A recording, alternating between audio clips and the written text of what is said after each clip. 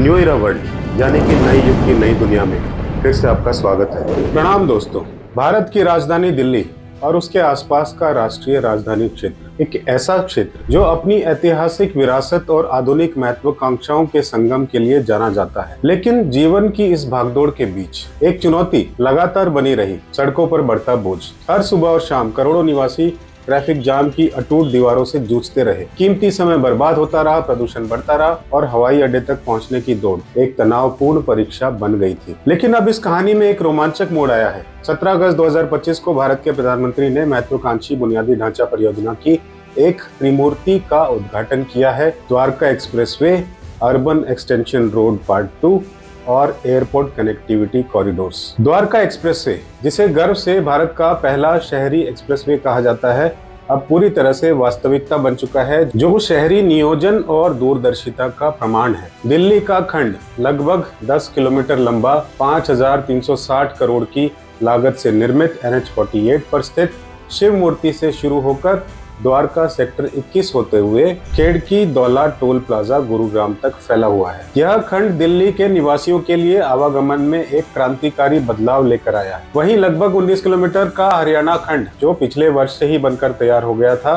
खेड़की दौला से शुरू होकर द्वारका एक्सप्रेसवे के दिल्ली गुरुग्राम बॉर्डर तक जाता है। पहले से ही गुरुग्राम और आसपास के क्षेत्रों के लिए जीवन रेखा साबित हो रहा है। द्वारका एक्सप्रेसवे के खुलने से दिल्ली गुरुग्राम हाईवे, जो देश के सबसे व्यस्त मार्गों में से एक था, उस पर दबाव काफी कम हो गया है। अब यात्रा न केवल तेज हुई है बल्कि थोड़ी आरामदायक और सुरक्षित भी हुई है। और इसकी सबसे महत्वपूर्ण विशेषता ये है इसकी मल्टी मॉडल कनेक्टिविटी। यह एक्सप्रेसवे मेट्रो, रेलवे स्टेशनों और बस टर्मिनल से अनइंटरप्टेड रूप से जुड़ा हुआ है, जो यात्रियों को परिवहन के लिए विभिन्न साधनों के बीच आसानी से ट्रांसफर करने की सुविधा प्रदान करता है। अब बात करते हैं अर्बन एक्सटेंशन रोड 2 यानी कि UER2 की। दिल्ली का तीसरा रिंग रोड, एक और महत्वाकांक्षी परियोजना जिसने दिल्ली NCR के परिवहन परिदृश्य को बदल दिया है। 76 किलोमीटर लंबा और लगभग 7,700 करोड़ की लागत से निर्मित यह रणनीतिक सड़क उत्तरी दिल्ली में NH-44 पर अलीपुर से शुरू होती है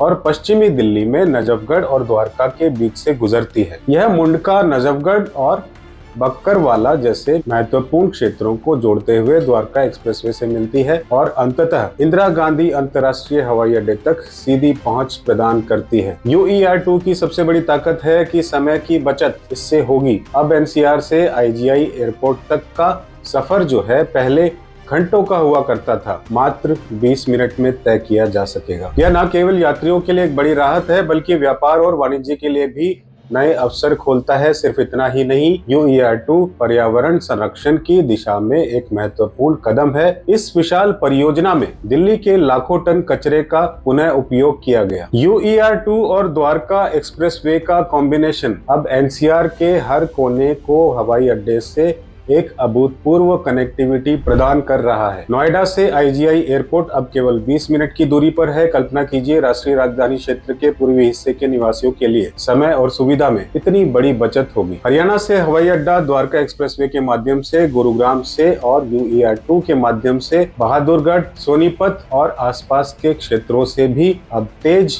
और सीधा और अधिक सुविधाजनक सफर संभव हो गया है। यह कनेक्टिविटी न केवल यात्रियों के लिए जीवन को आसान बनाती है बल्कि यह व्यापार, उद्योग और निवेश के लिए भी एक गतिशील प्रवेश द्वार खोलती है। बेहतर कनेक्टिविटी का मतलब है वस्तुओं और सेवाओं का तेजी से परिवहन, जिससे आर्थिक विकास को बढ़ावा मिलता है और रोजगार के नए नए अवसर भी पैदा होते हैं। तो क्या फायदे हैं इसके? इन परियोजनाओं पर कुल मिलाकर लगभग 11,000 करोड़ का निवेश किया गया है। हमने विभिन्न सूचना स्रोतों और समाचार चैनलों पर उपलब्ध जानकारी के आधार पर आपको ये जानकारी देने का प्रयास किया है। हम मानते हैं कि यह महत्वपूर्ण है कि हम सरकार द्वारा किए जा रहे अच्छे कार्यों की सराहना करें।